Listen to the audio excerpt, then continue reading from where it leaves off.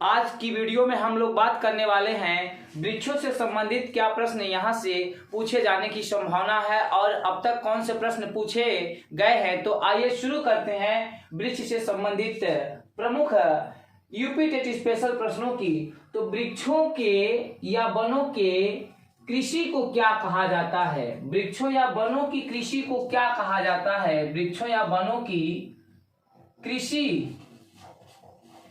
कृषि को क्या कहा जाता है? तो इसको बोलते हैं सिल्वीकल्चर। सिल्वीकल्चर सिल्वीकल्चर में किसका अध्ययन किया जाता है? वनों या वृक्षों का अध्ययन किसमें किया जाता है? सिल्वीकल्चर के अंतर्गत किया जाता है। और वनों के या वृक्षों के महत्व के कारण इसको कौन सा सोना कहा जाता है? तो वृक्षों या वनों के महत्व के कारण इसे ग्रीन गोल्ड या हरा सोना कहा जाता है। और यहां से पूछा जाता है कि भारतीय वन अधिनियम कब लागू किया गया? भारतीय वन अधिनियम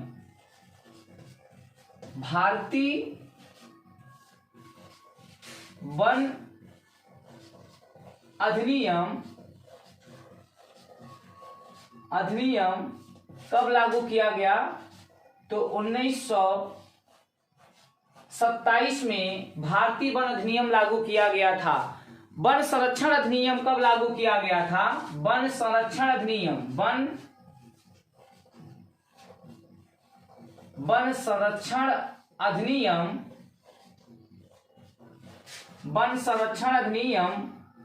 कब लागू किया गया था?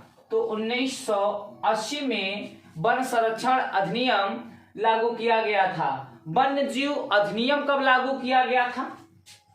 वन्य जीव अधिनियम कब लागू किया गया था? 1972 ईस्वी में वन्य जीव संरक्षण अधिनियम कब लागू किया गया था? तो 1972 ईस्वी में वन्य जीव संरक्षण अधिनियम कब लागू किया गया था? 1972 में लागू किया गया था। अब यहां से एक प्रश्न पूछा जाता है यूपी टेट स्पेशल में कि वन महोत्सव कब मनाया जाता है? वन महोत्सव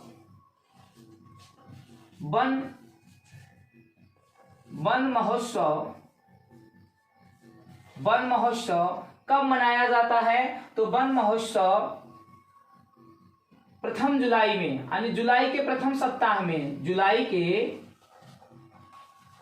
के प्रथम सप्ताह में वन महोत्सव मनाया जाता है। और फिर यहां से एक प्रश्न और पूछा जाता है कि वन्य जीव सप्ताह कब मनाया जाता है? वन्य जीव सप्ताह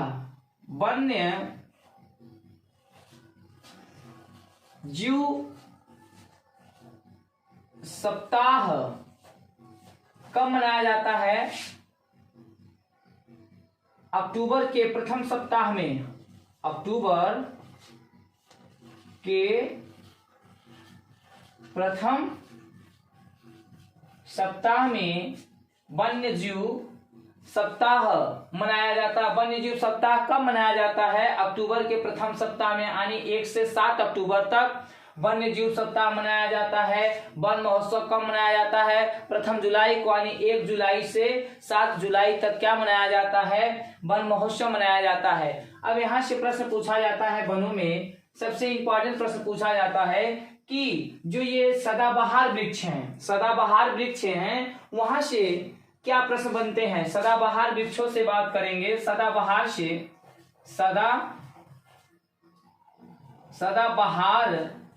या वर्षा वन।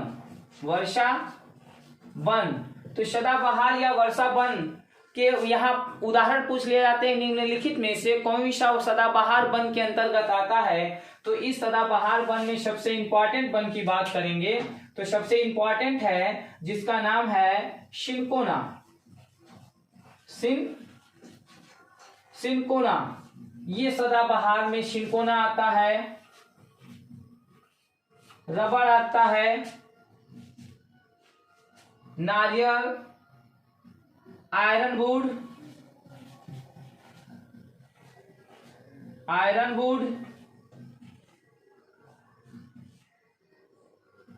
ब्राजील वुड, गटाचारपा, एबोनी इत्यादि आते हैं। लेकिन इनमें से सबसे इंपॉर्टेंट क्या प्रश्न बनता है सिनकोना को लेकर, सिनकोना वृक्ष से लेकर ये प्रश्न बनता है कि इसकी छाल से, सिनकोना की छाल से कुनैन तैयार किया जाता है।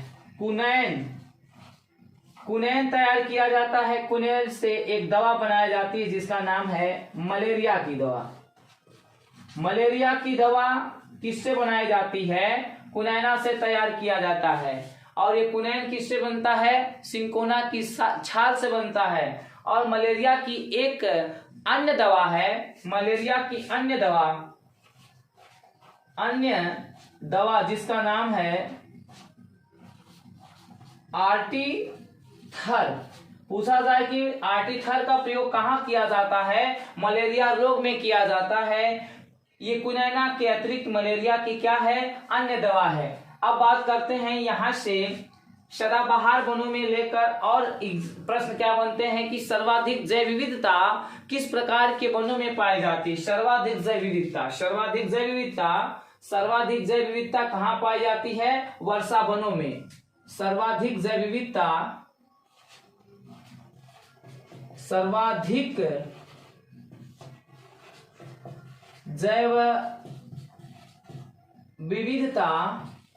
कहाँ पाई जाती है? किस वन में? वर्षा वन में। सर्वाधिक जैव विविधता कहाँ मिलती है? वर्षा वनों में मिलती है।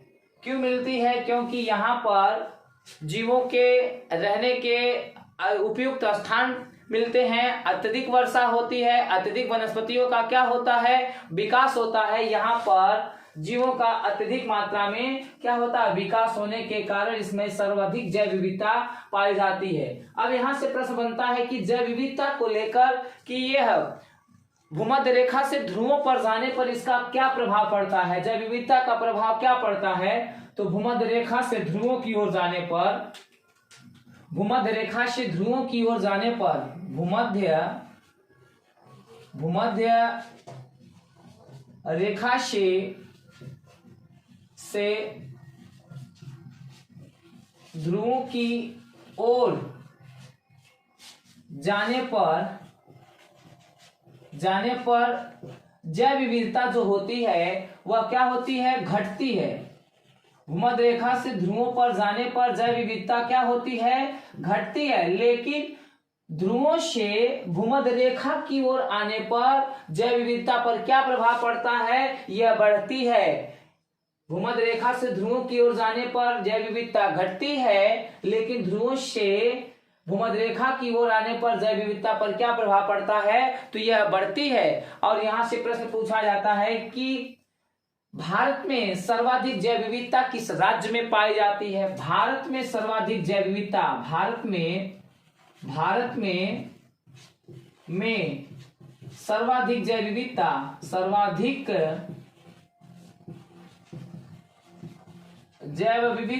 भारत में सर्वाधिक जैव विविधता किस राज्य में पूछेगा? किस राज्य में? तो सर्वाधिक जैव विविधता केरल में। किस राज्य में? केरल में। और पूछेगा किस तट पर पाई जाती है सर्वाधिक जैव विविधता? तो पश्चिमी तट पर भारत में सर्वाधिक जैव विविधता पाई जाती है। फिर पूछेगा कि भारत में सबसे अधिक जैव विविधता पश्चिमी तट पर कहाँ पाई जाती है, या किस उद्यान में पाई जाती है, कहाँ पर पाई जाती है, या किस उद्यान में पाई जाती है? तो उसका नाम है शांत घाटी या साइलेंट वैली में, साइलेंट वैली में सर्वाधिक जैव विविधता पाई जाती है। और यहां से प्रश्न बनता है कि एक 16 वृक्ष कहां पाए जाते हैं भारत में? 16 वृक्ष कहां पाए जाते हैं? तो ये 16 वृक्ष भारत में कहां पाए जाते हैं? 16 वृक्ष की बात करता है कि 16 वृक्ष पौधे कहां पाए जाते हैं? तो 16 वृक्ष भारत में कहां मिलते हैं? पश्चिमी तट पर ही मिलते हैं। पश्चिमी तट पर कौन से वृक्ष मिलते हैं? 16 वृक्ष मिलते हैं। अब बात कर लेते हैं कि जैव विविधता शब्द सबसे पहले किसने दिया था? जैव विविधता शब्द की बात करेंगे कि जैव विविधता शब्द की बात सबसे पहले जैव विविधता शब्द सबसे पहले किसने दिया था? जैव विविधता शब्द सबसे पहले किसने दिया था? विल्सन ने दिया था। किसने दिया था? विल्सन ने सबसे पहले जैव विविधता शब्द दिया था। विल्सन ने जैव विविधता शब्द सबसे पहले दिया था। और हॉट स्पॉट शब्द, कौन सा शब्द? हॉट स्पॉट शब्द, हॉट स्पॉट शब्द, हॉट स्पॉट शब्द जिसको दूसरी भाषा में बोलते हैं पारिस्थितिक उष्ण कटिबंध जैव क्षेत्र, किसने दिया था? तो उनका नाम आता है नॉर्मन मायर।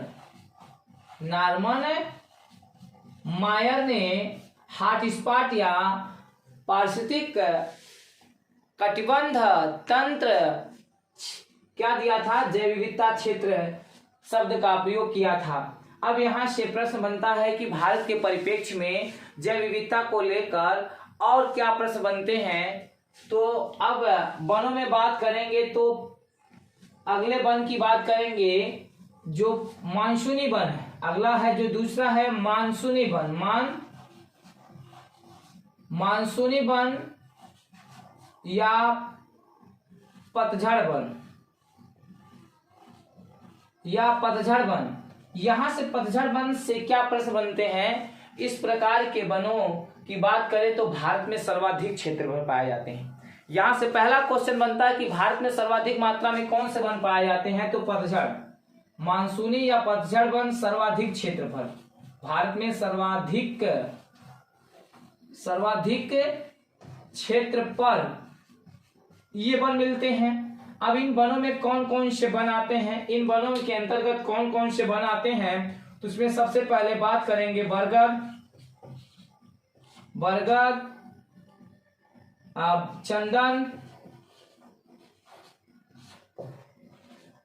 चंदन, आम, शीशम,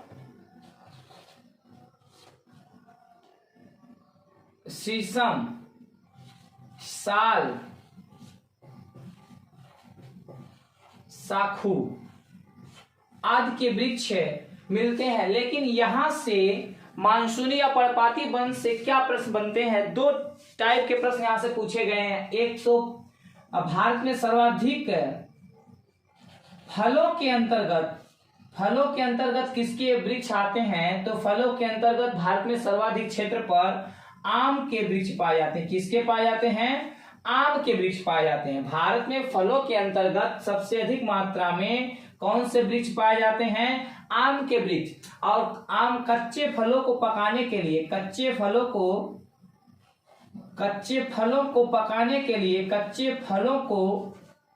पकाने के लिए एक कार्बाइड का प्रयोग किया जाता है जिसको कहते हैं कैल्शियम कार्बाइड। कैल्शियम कार्बाइड का प्रयोग कच्चे फलों को पकाने के लिए किया जाता है। और यहां से एक प्रश्न और बनता है कि ये जो बरगद है, निम्नलिखित में से कौन सा वृक्ष का उदाहरण है? निम्नलिखित में से कौन सा वृक्ष का उदाहरण है? वृक्ष का उदाहरण है। ऑप्शन है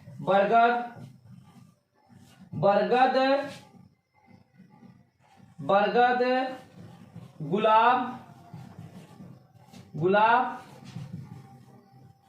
मेहंदी, चौथा है तुलसी। ये आपके यूपी टेट के एग्जाम में प्रश्न पूछा गया है कि वृक्ष का उदाहरण है, तो इसमें वृक्ष के उदाहरण के अंतर्गत कौन सा आता है? तो बरगद क्या है? वृक्ष है। और ये झाड़ी है गुलाब, मेहंदी भी झाड़ी है, तुलसी एक ऐसा पौधा है जो घास के अंतर्गत आता है। किसके अंतर्गत आता है? घास के अंतर्गत आता है। तुलसी को बात करेंगे तो किसमें आता है? ये घास के अंतर्गत आता है। यहां से प्रश्न पूछा जाए कि वृक्ष का उदाहरण कौन सा है? बरगद है। पूछ लिया जाए कि घास का उदाहरण कौन सा है? घास का उदाहरण कौन सा है? तो तुलसी है। घास का उदाहरण कौन सा?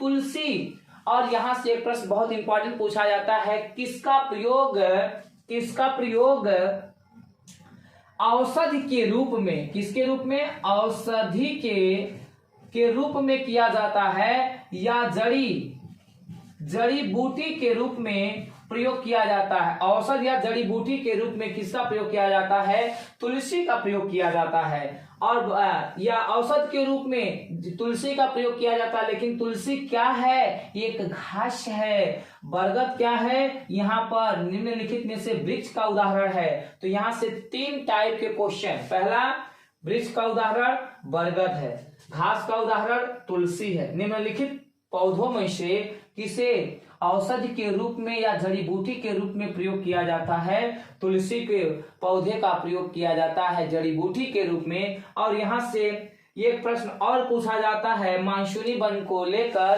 कि किस वृक्ष का प्रयोग जैविक कीटनाशक के रूप में किया जाता है? किस वृक्ष का उपयोग जैविक कीटनाशक के रूप में किया जाता है? जैविक कीटनाशक के रूप में किसका प्रयोग किया जाता है? तो नीम का प्रयोग जैविक कीटनाशक के रूप में किया जाता है। मानसूनी वन। अब बात करते हैं मरुस्थली वन। कौन से वन? मरुस्थली वन।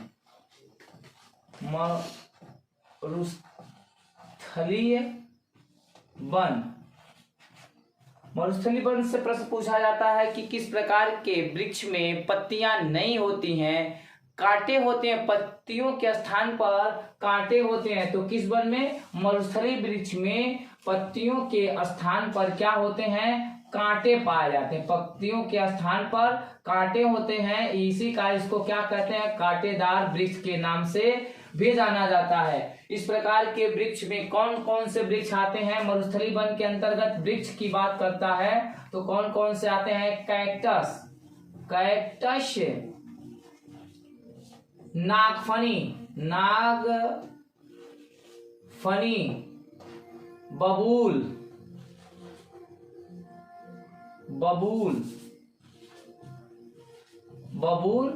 इत्यादि आते हैं। नागफनी वन जो उगते हैं, या आप कह सकते हैं कि मरुस्थलीय क्षेत्रों में जो वन उगते हैं उसके उगने की आदर्श दशा को क्या कहा जाता है? उसको क्या कहते हैं? मरुस्थली वन के उगने के आदर्श क्षेत्र को क्या बोलते हैं? जीरोफाइट बोलते हैं। क्या बोलते हैं? जीरोफाइट बोलते हैं। क्या बोलते हैं? जीरोफाइट। जहां पर ये वन उगते हैं उसको बोलते हैं जीरोफाइट। मरुस्थली वनों के उगने के आदर्श क्षेत्र को क्या कहते हैं? जीरोफाइट। एक प्रश्न यहाँ सीटेट में पूछा जाता है, एक अध्यापक अपने कक्षा के छात्रों को कांटेनुमा पत्तियों को दर्शाकर अपने कक्षा के शिक्षार्थियों को पढ़ाता है। बताइए वह किस वृक्ष या किस वन के बारे में अपने शिक्षार्थियों को पढ़ा रहा है? तो मरुस्थली या कांटेदार वृक्ष के बारे में वह क्या कर रहा है? अपने शिक्षार्थियों को पढ़ा रहा है। अब इसके बाद बात करते हैं, दूसरा है जो डेल्टाई वन, जो है अगला डेल्टाई वन, या इसको सुंदर वन के नाम से भी जाना जाता है। या ये कहाँ पाए जाते हैं? इसको दलदली भी कहते हैं। दलदली क्षेत्रों में जो वन पाए जाते हैं, इन वनों में कौन कौन से वन आते हैं? सुंदर वन और आपका मैग्रोव वन। सुंदर वन की क्या विशेषता बनती है एग्जाम में? इस वन को यूनेस्को की या विश्व धरोहर की सूची में सम्मिलित किया गया है। इसको कहां पर? विश्व धरोहर की सूची में सम्मिलित है या शामिल कौन सा वन है? सुंदरवन। और ये मैंग्रोव वन की क्या विशेषता बनती है? मैंग्रोव वन की विशेषता जो बनती है कि ये मैंग्रोव वन जो है यह विलुप्त होने की ज्यादा इसकी क्या है संभावना, विलुप्त होने की क्या है इसकी ज्यादा संभावना है। पूछेगा कि किस वन के ज्यादा विलुप्त होने का या समाप्त होने का खतरा है, तो मैंग्रोव वन के ज्यादा समाप्त होने का क्या है खतरा है। पृथ्वी का किडनी किस वन को कहा जाता है? पृथ्वी की किडनी या गुर्दा किसको कहा गया है? पृथ्वी की किडनी या गुर्दा पूछता है तो किस वन को कहा जाता है? गुर्दा या किडनी की बात करता है तो मैंग्रोव वन को पृथ्वी की किडनी या गुर्दा के नाम से भी जाना जाता है। अब यहाँ से बात करते हैं कि एक अध्यापक अपने कक्षा के शिक्षार्थियों को मैंग्रोव वन के बारे में बता रहा है, तो बताइए वह अध्यापक अपने कक्षा के छात्रों को किस क्षेत्र में ले जाएगा? तो मैंग्रोव वन के क्षेत्र पूछेगा तो कहाँ ले जाएगा? वह दलदली क्षेत्रों में ले जाएगा। कहाँ ले जाएगा? दलदली क्षेत्रों में ले जाएगा। अब यहाँ से बात करते हैं कुछ अन्य वृक्षों को लेकर कि जैसे क्या प्रश्न बनते हैं। अन्य वृक्षों में बात करेंगे, वृक्षों से संबंधित एक बायोडीजल पौधा,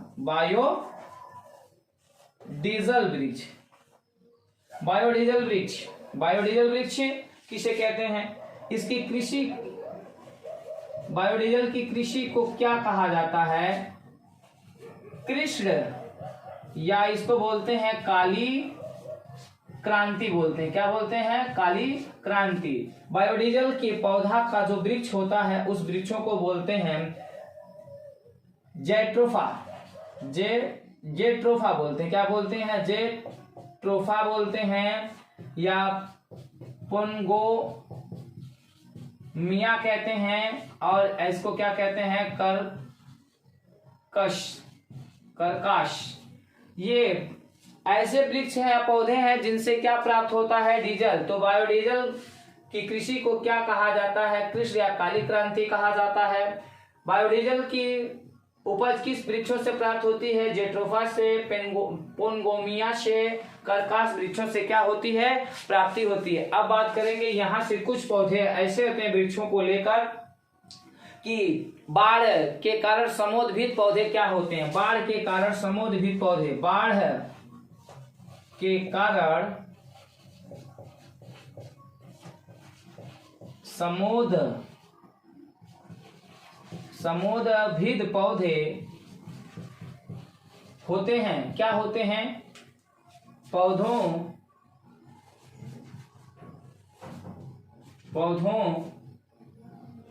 के कोशिका का, पौधों के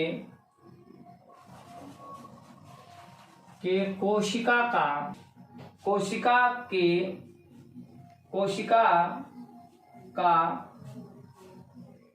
जो रस होता है, कोशिका का रस क्या हो जाता है? सांद्र हो जाता है, जिससे वो पौधे क्या होते हैं? मर जाते हैं। जिससे पौधे क्या होते हैं? मर जाते हैं। अब बात करेंगे कि जो पौधे कौन सी गैस को सोखते हैं? पौधे कौन सी गैस को सोखते हैं? पौधे गैस को सोखते हैं। कौन सी गैस को सोखते हैं? सोखते हैं तो कौन सी गैस को? CO2 गैस को। किस गैस को? CO2 गैस को, यानी कार्बन डाइऑक्साइड को क्या करते हैं? वो अवशोषण करते हैं। लेकिन एग्जाम में क्या पूछता है? सोखते हैं, भटकाने के लिए। तो आप क्या करिए, चाहे सोखते हैं चाहे अवशोषित करते हैं, तो CO2 गैस को क्या करते हैं? पौधे अवशोषित करते हैं। और फिर यहाँ से पौधों का रंग हरा क्यों होता है? पत्तियों का रंग हरा क्यों होता है? क्लोरोफिल के कारण। क्लोरोफिल के कारण पत्तियों का रंग क्या होता है? हरा होता है। क्लोरोफिल में कौन सी धातु पाई जाती है? क्लोरोफिल में कौन सी धातु पाई जाती है? उस धातु का नाम है मैग्नीशियम धातु। कौन सी धातु? मैग्नीशियम धातु किसमें पाई जाती है? क्लोरोफिल में मैग्नीशियम धातु पाई जाती है। अब यहाँ से बात कर लेते हैं कि जैव विविधता से संबंधित दो और प्रश्न पूछ लिए जाते हैं कि जैव विविधता अधिनियम कब लागू किया गया था? जैव विविधता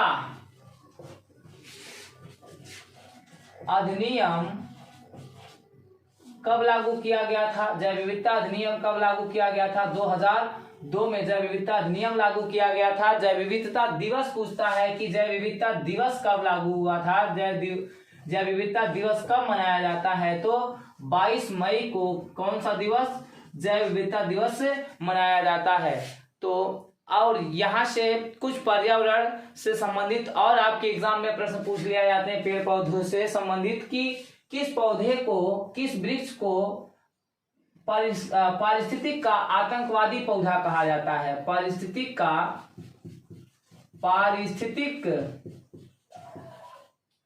का आतंकवादी पौधा, आतंकवादी पौधा किसे कहा जाता है? पौधा किसे कहा जाता है? तो यूकेलिप्टस को,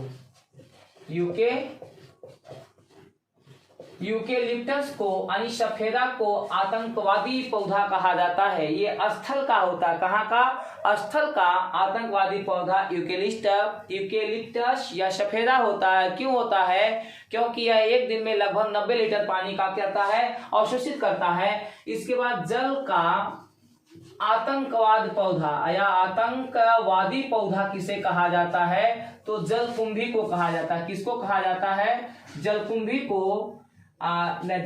को जल का आतंकवादी पौधा कहा जाता है। अब यहाँ से फिर प्रश्न पूछा जाता है आतंकवादी पौधे के बाद कि कुछ ऐसे वृक्ष होते हैं जो साबुन का उत्पादन किस पादप से होता है? साबुन में पूछा जाए, साबुन का उत्पादक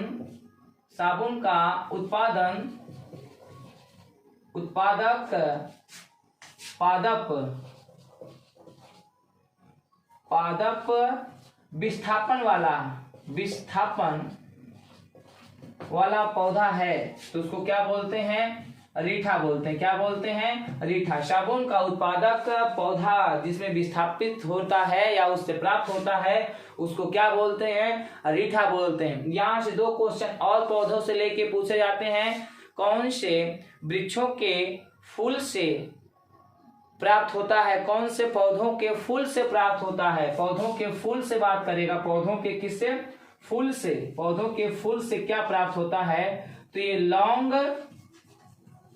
लौंग और जो केसर होता है वह पौधों के किससे प्राप्त होता है? फूल से प्राप्त होता है। फूल से प्राप्त होने वाले कौन कौन से हैं? लौंग और केसर के पौधे हैं। तो आज की वीडियो में बस इतना ही। कल की वीडियो में हम पर्यावरण संरक्षण को लेकर आपके सामने चर्चा करेंगे। तब तक के लिए सभी को धन्यवाद।